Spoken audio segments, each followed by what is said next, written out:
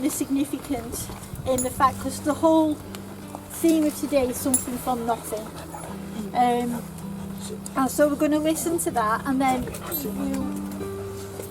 the idea is then that you can go somewhere for you to pray, and it's whatever the Lord lays on your heart, whatever comes to you. You know, we're praying about the church and where we're going and the direction that we're going, and I just really feel that the Lord is saying, you know, something out of nothing is not impossible. It can happen, and I feel it's quite significant that we're here today. I'm really overwhelmed by the amount of people that have come today, to be fair, and I just feel that, you know, we need to dedicate this time in seeking what the Lord is saying to us as individuals, but to us as a church. And I'd like that, you know, that if the Lord does lay something on your heart, that you'd be willing to share it when we get down to the Grange picnic area. If the Lord has said something, laid something on your heart, then please, I'd really love for us to be able to share what that is, and that will encourage us and it will drive us forward. This is our kickstart. It's the 101st anniversary. It's the beginning of September, the first week in September, the start of our church year as it is, and it's our kickstart. That's what I want it to be.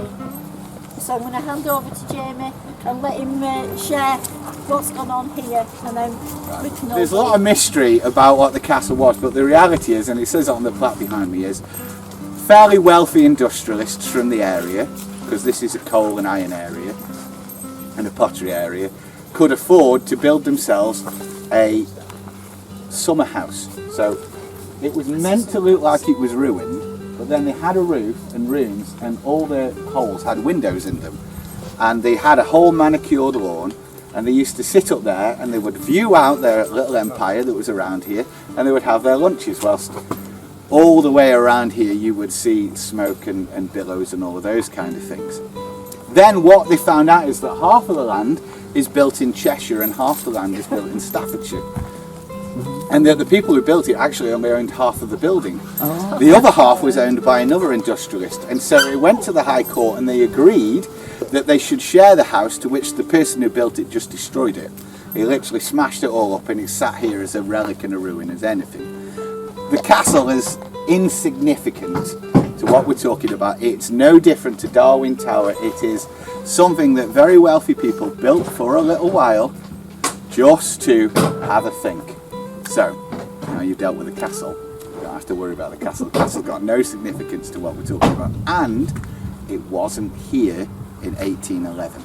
Oh. So what was here was a hill that in fact is just a quarry. And you'll see the points where they've chipped out the stone. So any kind of old buildings you go past where they've built the big blocks, they're made from the stone around here. It's the same stuff as Derbyshire stone. It's the same part of the Peak District, and that's what it was. And it was actually originally called Mow Cop, not Mow Cop. But as the kind of names change all the time. So there we go. So that's dealt with the first bit. I'm going to take you to the next bit. So just follow me, gently as you can.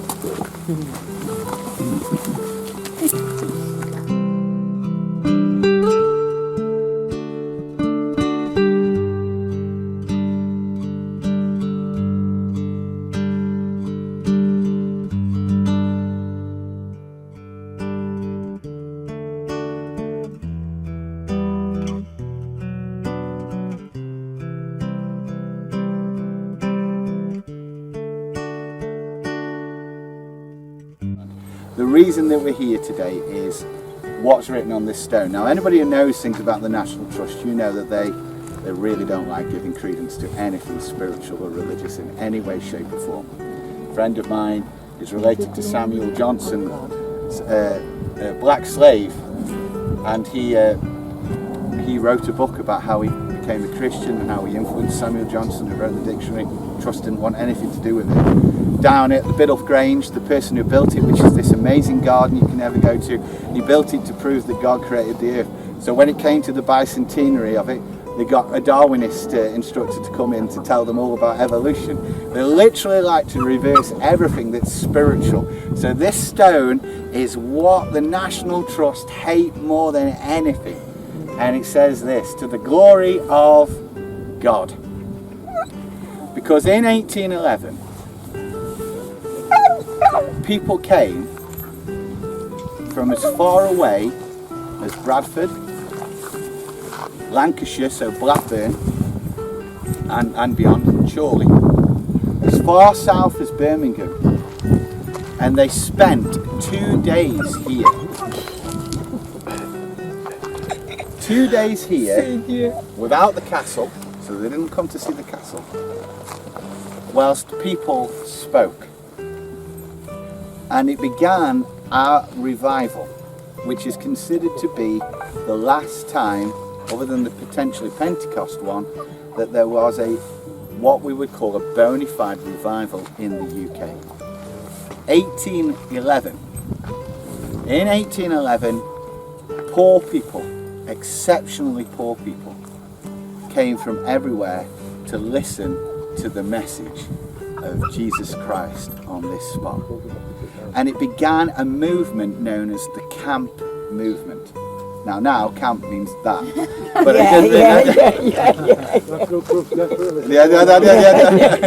But camp movements or outdoor church movements, things like Reinhard Bonnke went on to take much further in parts of Africa or whereon, they began the idea of church outside of church because they weren't allowed inside the churches. And the primitive Methodist revival, and it's called that, primitive, because they were going back to the basics, where the Wesleyan Methodists, and if you know John Wesley, who hadn't actually been dead that long, the Methodist Church had started to close its doors, and he wouldn't allow people to come into its church unless they had tickets or invites. So people weren't allowed to listen to the gospel. They were pushed away from it. There would be all these kind of things.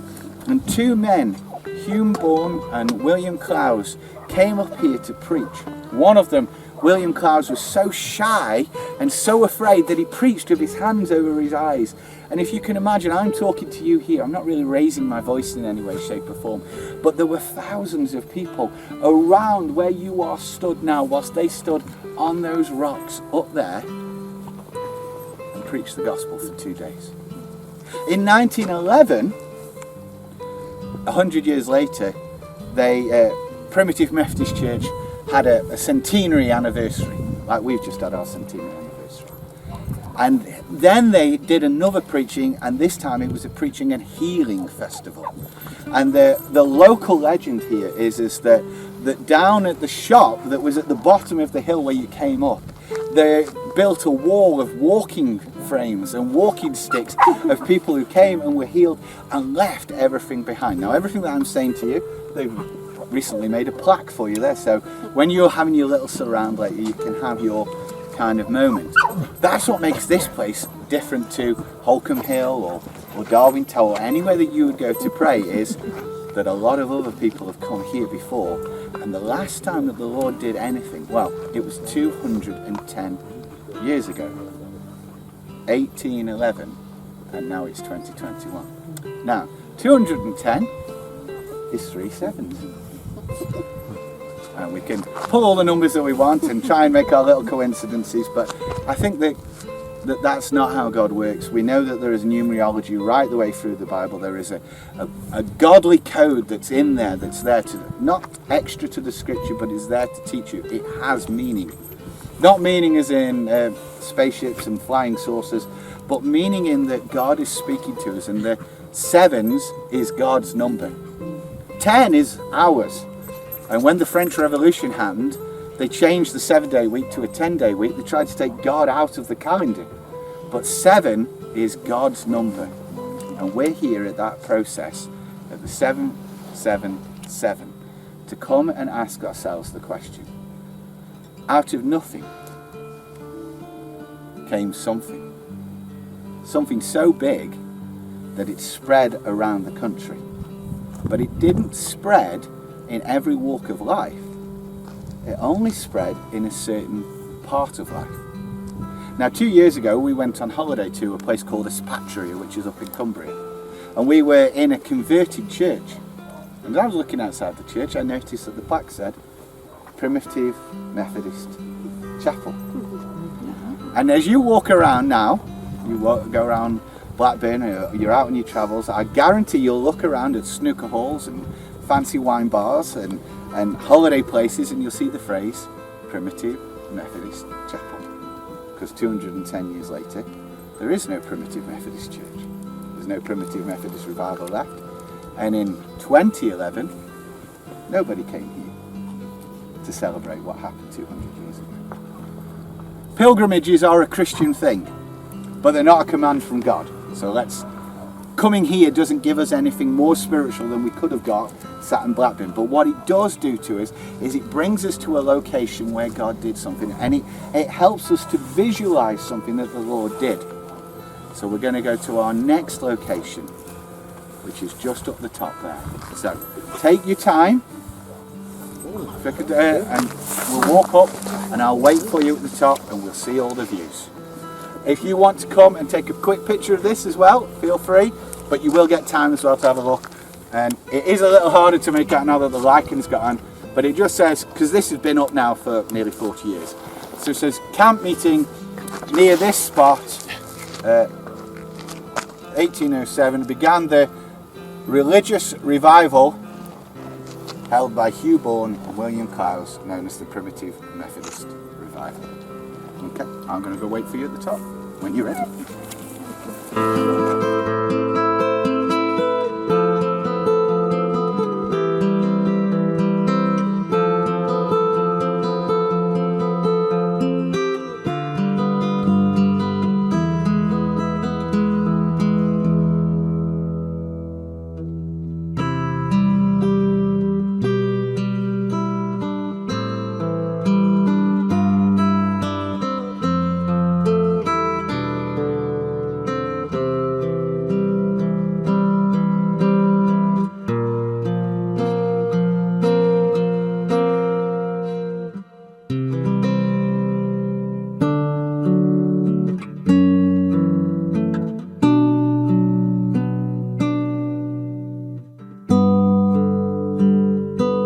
The Romans had a location there. Biddulph means by the diggings, because it was a place of iron and coal and sand and clay, and it's actually in a valley, as you can just see there. And I always thought that my hometown, my little village over there, was completely unimportant and insignificant, and nothing good ever happened there. And I'd have friends who lived in Manchester, and they'd get all the decent bands that would come, and nobody would ever come to Stoke, and all of the things that were there. So I used to think I lived in the middle of nowhere. So just close your eyes for a second, and I ask you the question: have you ever felt that you're unimportant, or that you're insignificant, or there's absolutely no possible way that you could do anything, or anything dramatic would come from you? Now, some people do and some people don't. Churchill's very famous for saying that he always thought he was destined for greatness, even from a child. But most of us like to think that one day we could do something, but we're fairly certain we never will. And it was that kind of element that intrigued me when I studied history at university. And you are standing in a site that has that complete significance. So imagine, if you will, as we try and kind of paint the picture of what really was happening when this revival happened. So as I said, the Wesleyan movement had closed its doors. John Wesley was still warm in his grave by the time that they'd moved away from their initial significance. And people who were from a poor background were being routinely removed from churches. They weren't given a location or a place to go and listen to Jesus, listen about Jesus, to pray or to fellowship in any way, shape or form. And this is the history of that moment that happened. And I'm going to do my history teacher thing now, so go back a little bit, but this is how we have to understand it. And this is how this hill sits in the history of our country, and actually the history of the world. This little insignificant tiny hill on the edge of Staffordshire and Cheshire. And by the way, back then Cheshire was part of Lancashire, so this is actually the border of Staffordshire and Lancashire.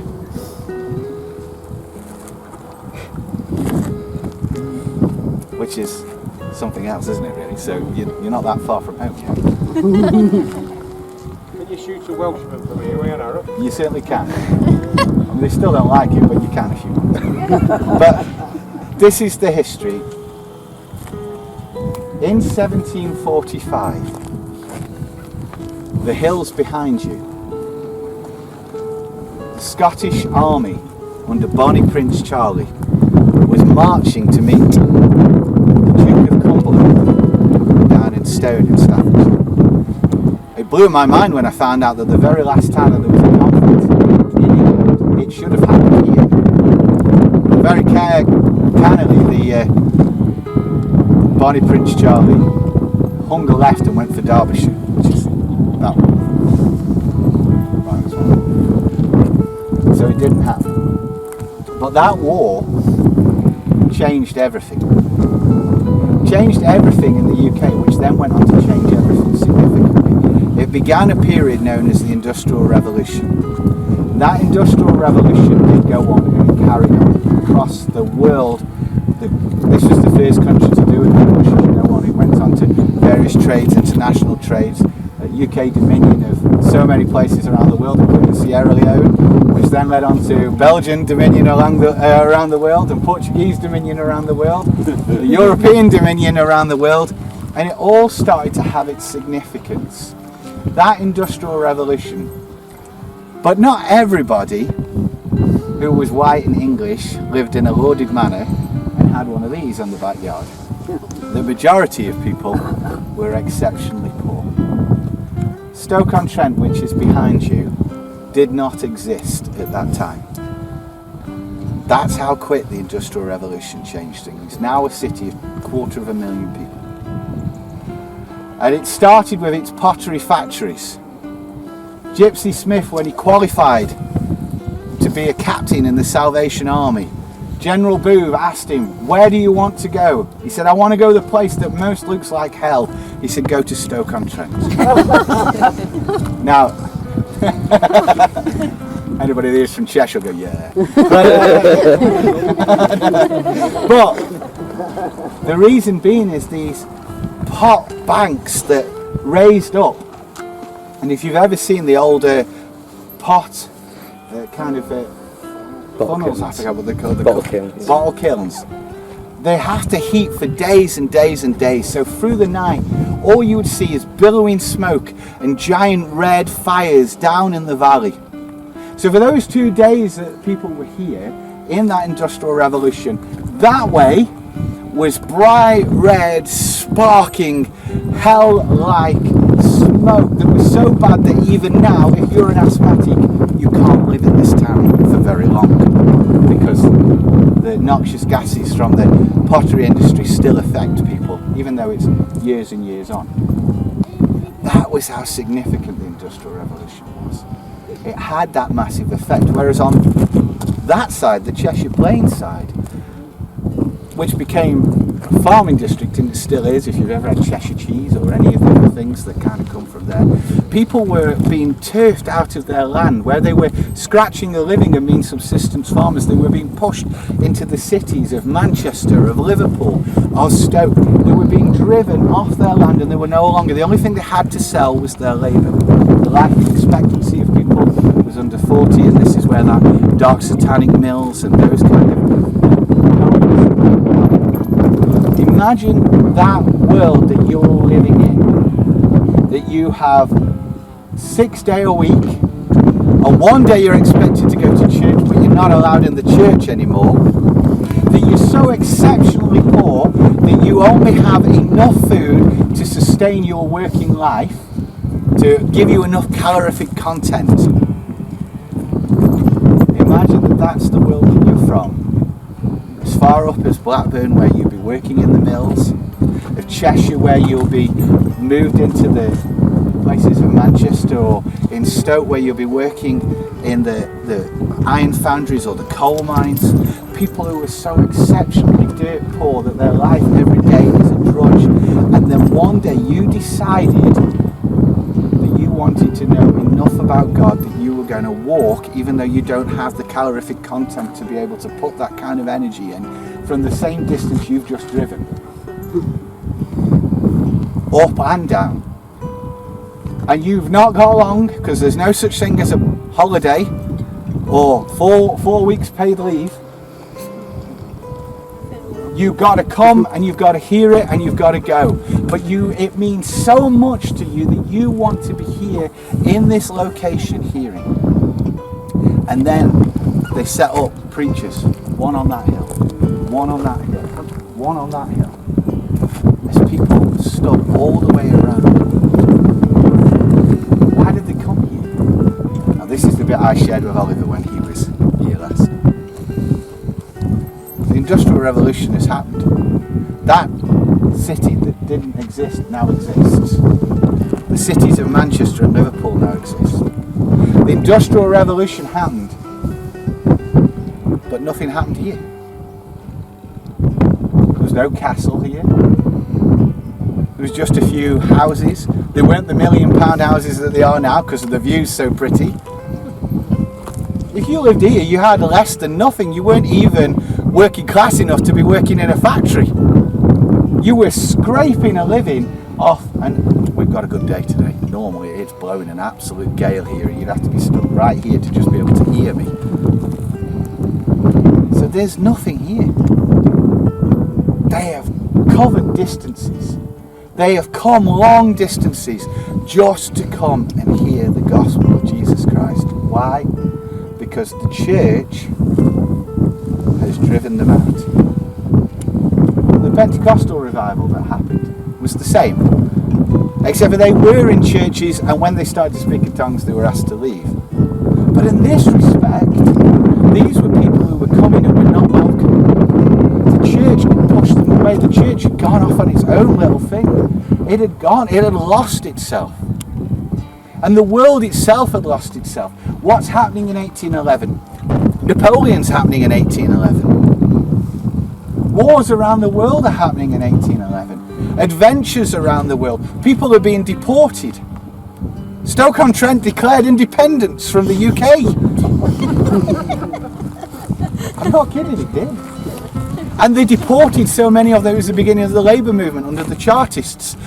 Loads and loads of things are happening around the area, and there's a lot of political involvement. If you've seen anything about the Peterloo massacre that happened in Manchester at this time, working people are trying desperately to find something for themselves, but some of them found something in Jesus, and they said, you know what, I don't have enough money, I don't have enough food, I don't have enough energy, but I'm going to a hill in the middle of nowhere, where nobody lives, where there's nothing good, and I can't go to the toilet, and it's windy as, and I'm going to sit here in this area and I'm going to listen about Jesus.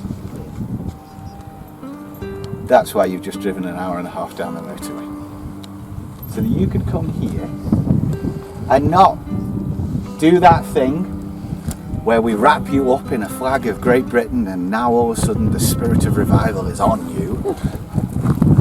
But not because these stones are hallowed and if we touch them we're going to catch something of it, because as equally as there have been Christian stuff here, the reason that there's a gate up there is because they used to have a real problem with people coming up and doing witchcraft stuff here for ages. The trust had to put a lock on there, and that's why there's night security here to stop people coming in and doing all kinds of Wiccan stuff, which is odd at times that are around here.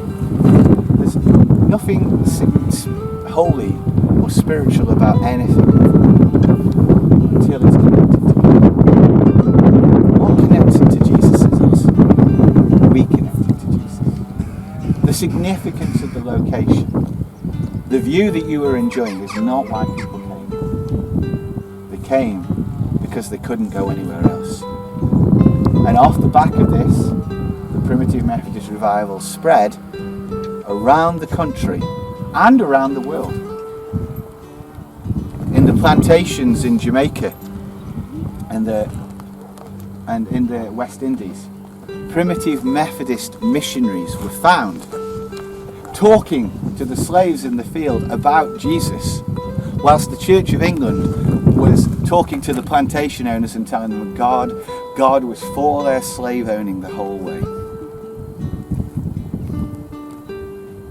They went far away. They went to India. and were asked by the British government to leave as they went and built houses and preached the gospel to people in the field and talked about equality through Christ. They talked about the importance of knowing that we are all children of God when we accept Jesus as Saviour. They went everywhere, and they went everywhere on a crust of bread. They went everywhere with nothing. And they came from nowhere to come and find this. They were the insignificant. Now Biddulph down there, being almost in a sense the epicentre, it has 11 Methodist chapels, which is impressive for a population of 25,000 people. 11 Methodist chapels. London also had 11 primitive Methodist chapels. So that village down there has the same amount of primitive Methodist chapels as London did, because London didn't want to know. They'd got their own thing going. But all up the north, all over Cheshire, all down through the Midlands, the industrial heartlands where people were driven from their land and driven into factories and driven into positions, they started to see Jesus move. And they didn't wait till they were told that they could. They just met in fields, and they met in houses, and they met on hills, and they travelled great distances, and they set up circuits, and within 100 years they travelled all around the world. I'll leave you with that.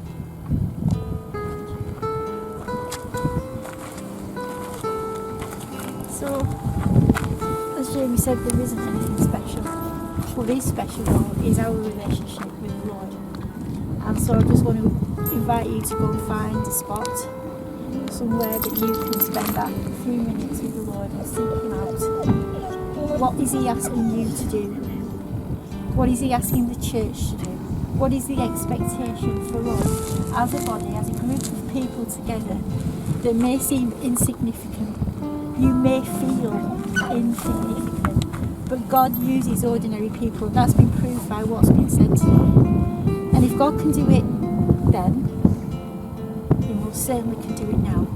Because Scripture tells us that He's the same yesterday, today, and forever. And we can hold on to that fact that He has got something for us. And I just want to really encourage you to seek it out. You know, we've driven here. It's been a windy road and we've been trying to make sure we've been keeping everybody there. But, you know, I wonder how many of us would have walked it. Different thing altogether, isn't it? Different thing altogether with a piece of moldy bread. But they believed that God was telling them to go somewhere. When they were on this circuit of the primitive Methodist sharing it, they believed that God was telling them to go somewhere. And that when they got there would be someone that would be willing to open their doors and take them in and feed them and give them a bed for the night so that they could preach and use their old barn to do that. And God never let them down. God never let them down. He met their every single need.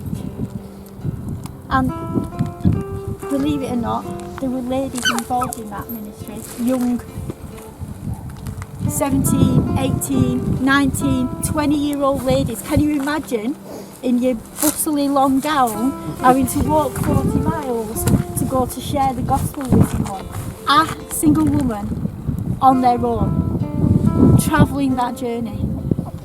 And there's one of the stories that jumped out at me, and that was this lady was going, and she was going through this farmland, and it was an absolute bog, and she realised that she was stuck. And whichever step she then took, she was going to be sinking in this bog. So the only thing she could do was sing. And she started singing at the top of her voice praises to Jesus. And the guy in the little cottage at the end heard her and came out with a lantern, walked her all the way back through and took her in his house, and she was able to carry on her journey to go and preach the gospel. That's our God. That's our God, who is able to do beyond anything that we can imagine. Yeah, absolutely. So go with that thought. Go and pray into that situation. Go and pray for yourself. Pray for the church. And then when we get down to where we're going next, we can hopefully share what the Lord has given us. What the Lord is exciting, something exciting. I can feel it. I don't know if it's just me, I'm bonkers, but I can feel it. There is something exciting going to explode, and I want to be part of that. I want to be part of that.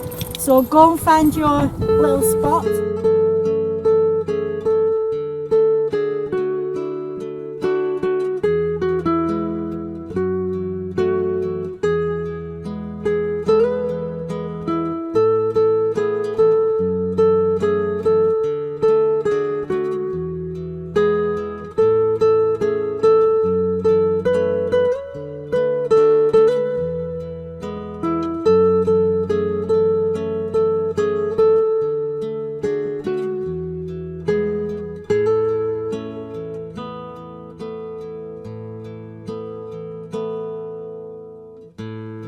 This will give you a sense really of, so that was one of the places that William Clowes is known to have stood at when he preached. He also put his hands over his eyes. So imagine being down here, looking at somebody up there, but trying to preach. He was a shy man, he always preached like that. And he, but not over your mouth. Open your mouth. Not over your mouth, just over your eyes. Now, Dan, just talk to us. Just say something. In the beginning, the Word was with God, and the Word was God. So you can see all the way around. Preachers all the way around the crown. And remember that when this happened was possibly the most political time in world history at the time. But nobody was sat here talking about liberté, égalité, or any of the things that were going on in France, or any of the Bonapartists, or any of the politics, or the Whigs, or the Tories, or the opening of the House of Commons, or any of those things. They were just talking about Jesus. It doesn't require anything that the outside world does. It just requires for God to do what He's just said, Genesis 1:1. But in the Hebrew, barashit, out of nothing comes everything. Let's go in the car and go and get some lunch.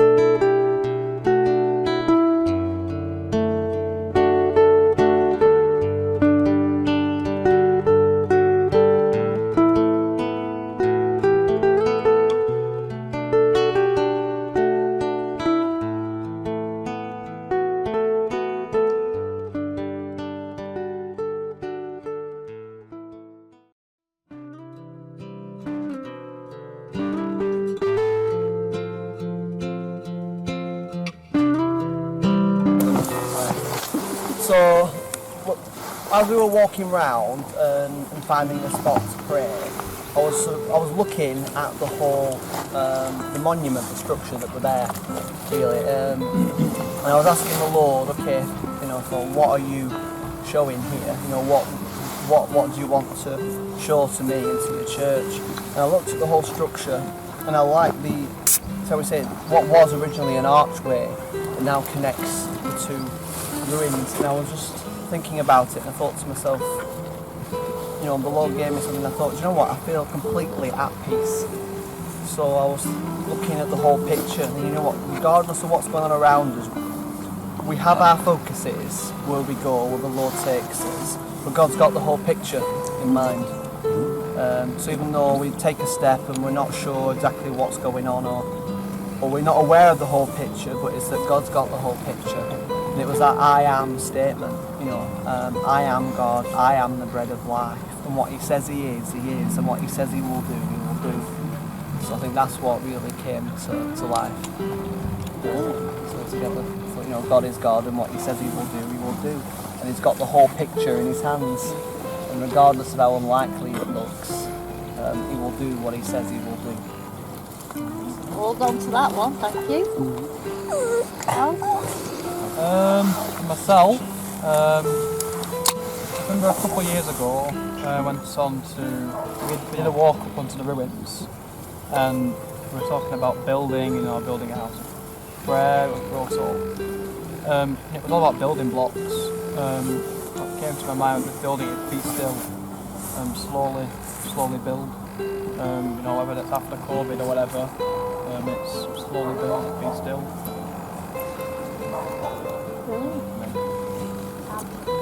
For me, I was thinking about the people that have been up there in the past and what they had to go through, that actually people wanted to hear the gospel, they wanted to listen to the gospel, but also the people that went there, the lengths they went to actually go and tell people the gospel, they put themselves out there, they use their own physical exertions, their own time, their own motivation to do it, and actually the motivation of the Lord, and I think sometimes we try and do things in our own strength, or we do things, well, we're not doing that because I can't do that, or I won't do that. God will give you what you need to do. So if you need that time, or you need that motivation, or you need that strength, he will give you what you need to do. He gives you the gifts that we need to be able to do something.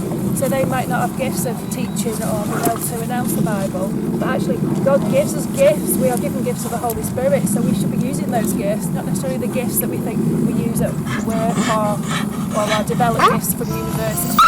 But actually our spiritual gifts that we should be going and using them, and be happy to use and confident to use them, and trusting God, and be willing to trust and have faith in what he's got for us. We should be doing and stepping into.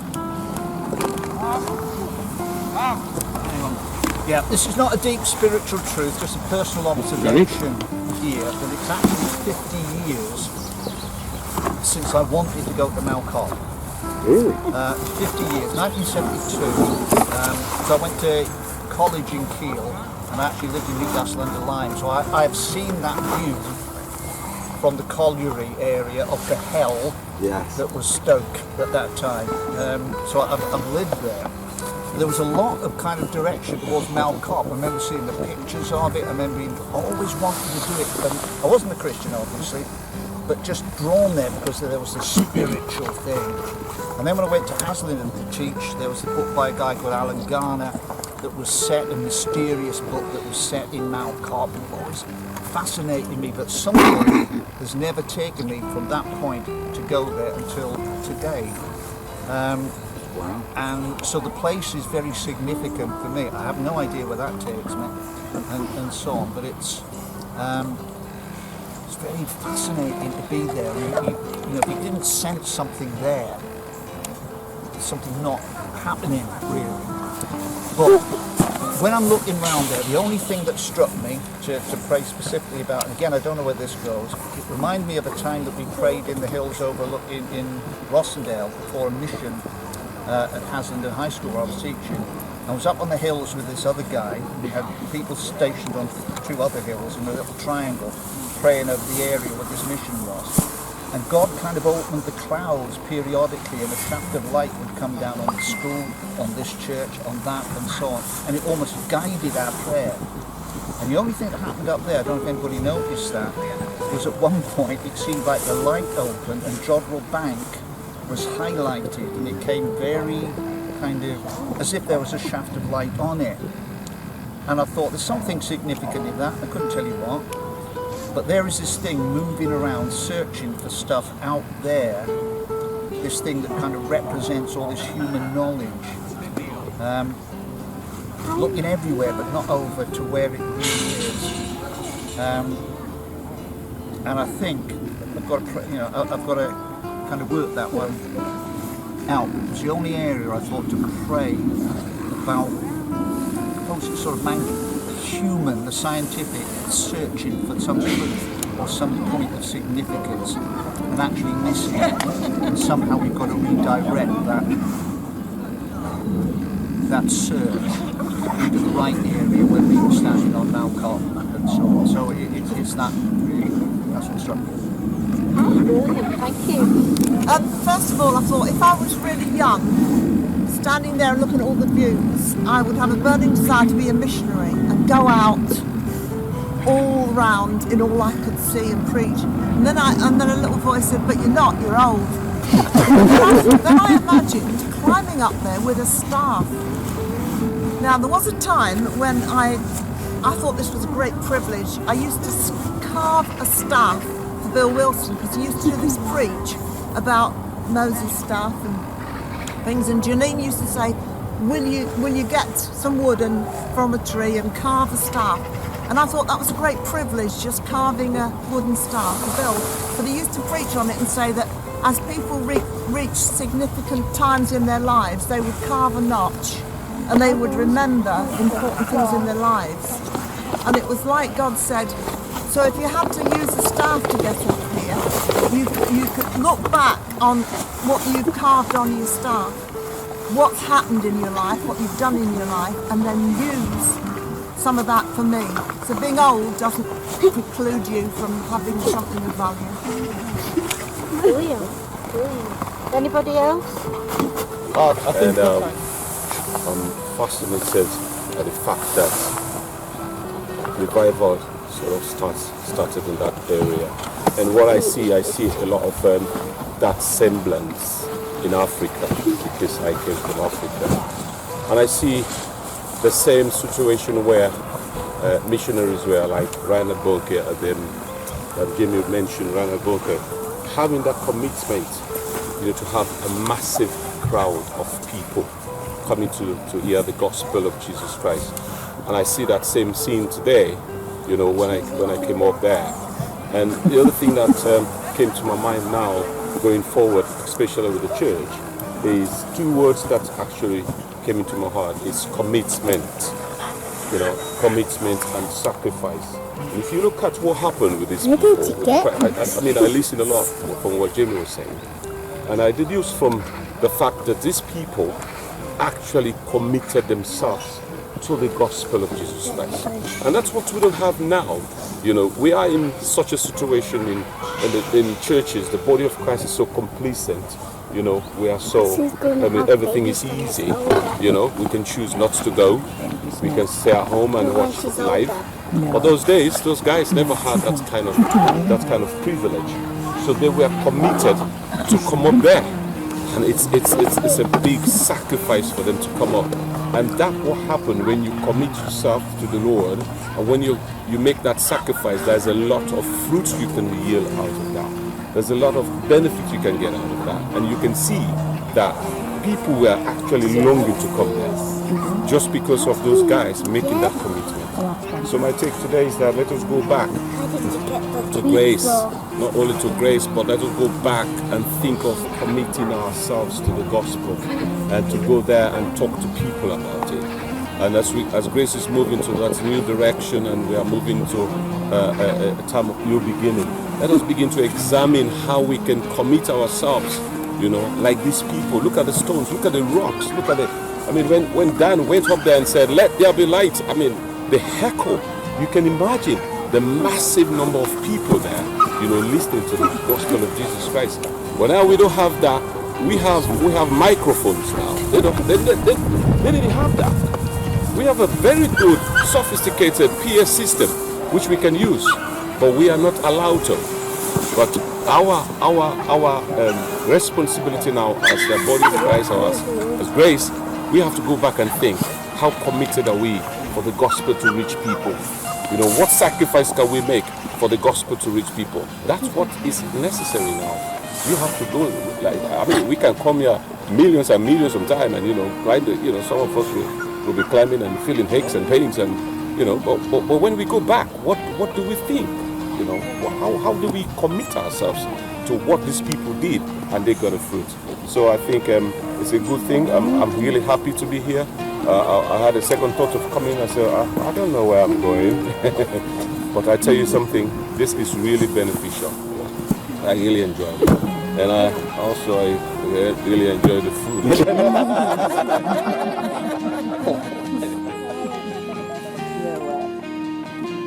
I ended up going to the Caribbean, always looking out. And I thought, as I was looking out, so I don't know where to go, I don't know where to go, it's on the road, isn't it? And I walked to the fence and I thought, right, same old, go to the fence. So I went to the fence, and as I was looking out, I thought, wow, the view is absolutely amazing. But then I looked down, and there was a patch of absolutely beautiful heather. All different shades of purple growing there.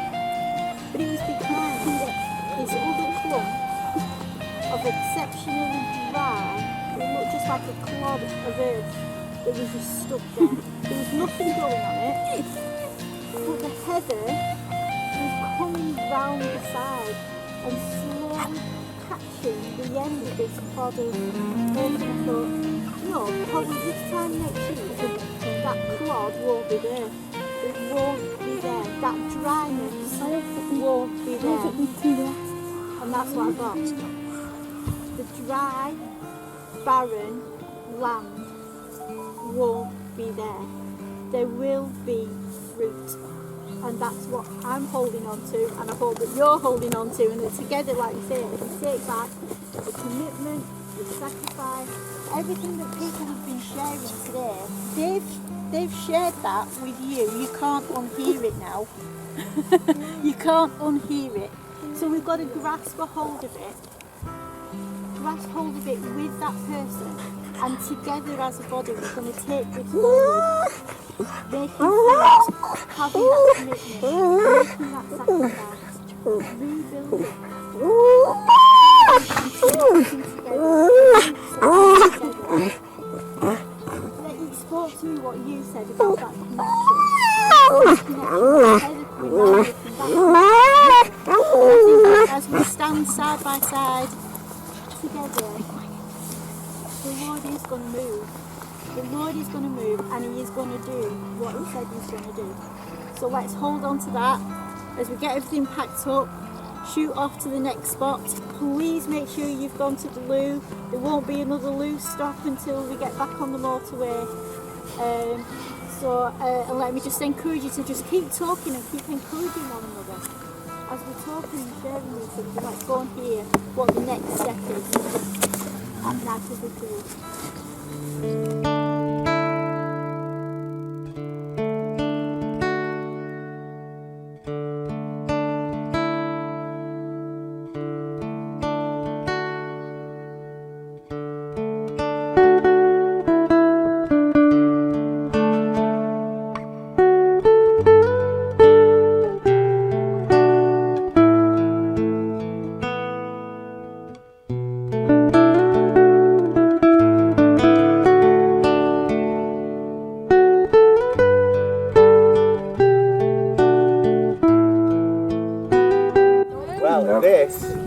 This lake is a feeder lake to the canal systems of Staffordshire, and there's another one underneath the lake. There's a tunnel that goes down, and then there's a valve, and when the canal systems need extra water, so where it comes, it opens up and it feeds. So you used to be able to turn it, but I dare say that with all the rain and that, it's seized solid now. So I don't even think a strong man could turn that. Where's Felipe? It's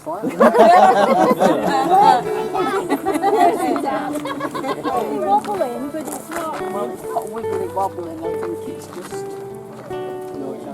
No. All the turn that the lake goes, Oh, thanks for the record. You're very welcome, Daniel. go around those steps.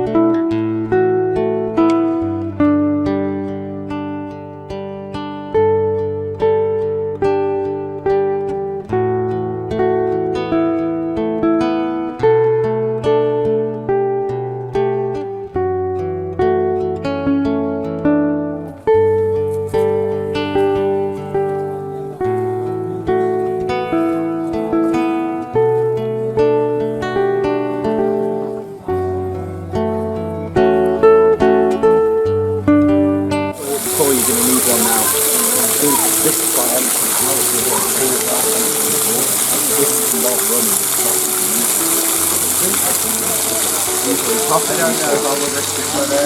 Ladies and gentlemen, thank you very much for venturing this far.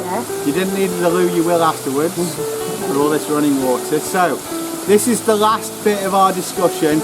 After this, we'll walk back to the car and it'd be great to hear you guys conversing and so on, and it's obviously your option as you can. So, you've been up to the top, you've been to see where the revival was. I was asked the question down at the field, which is fair. It wasn't that those two guys turned up at the top and all of a sudden thousands of people arrived as if by magic, as if drawn to arrive. There was years and years of them going out and preaching to ones and twos in fields and in parks, and them travelling a lot longer. But both of those two guys are from an area called Bemersley, and you're in it. They're from, so as we came down that hill to get to the car park, they're from the top there. It hasn't changed. It's a smaller place. Biddulph decided to put their tip there. That's how it is, so that's where our waste recycling is. It's a tiny hamlet, and it always has been. Just like this. So, what is it that we're here for? Well, we're here to talk about something coming out of nothing. So, you've just seen, we walked around a big lake. You're probably wondering what it is. That big lake is the feeder lake to all of the Trent and Mersey canal system. But what feeds that lake? Have you ever seen the beginning of a river? Well, if anybody ever asks you that question again, the answer now is yes. Because this is the source of the River Trent. And have you ever heard of the River Trent? It goes through Stoke on Trent, it goes through Nottingham on Trent, and it goes all the way to the east coast and comes out at Lincoln. It's a huge river. It fed the Industrial Revolution. It fed, and it's often considered. Now, there's something that feeds this. Well, you keep walking that way, it doesn't go to anything. It's just mud. There's nothing there. Where can a mighty river that goes all the way around England, all the way through the Midlands, and come out the other side come from? Where does it go all the way from? Something comes out of nothing. And that giant river that you can see on a map of England anywhere, that fed several canals, an entire industrial revolution, it all began in this very insignificant place of Bemersley, right here, right where you're stood. This is what the beginning of something mighty looks like. Doesn't look very mighty, does it? Now, because obviously everybody wants to come here, probably best that we move on. But I want to finish you with that and let you have a think about, if you've ever said it can't be done, I don't know how it can be done, or something that goes from west to east, that crisscrosses through several major cities and is the feeder behind the Industrial Revolution. It begins in a place where the people of Biddulph, which are often considered insignificant, bury their rubbish. And where two very insignificant men called Hugh Bourne and William Clowes started a revival across the world. Thank you.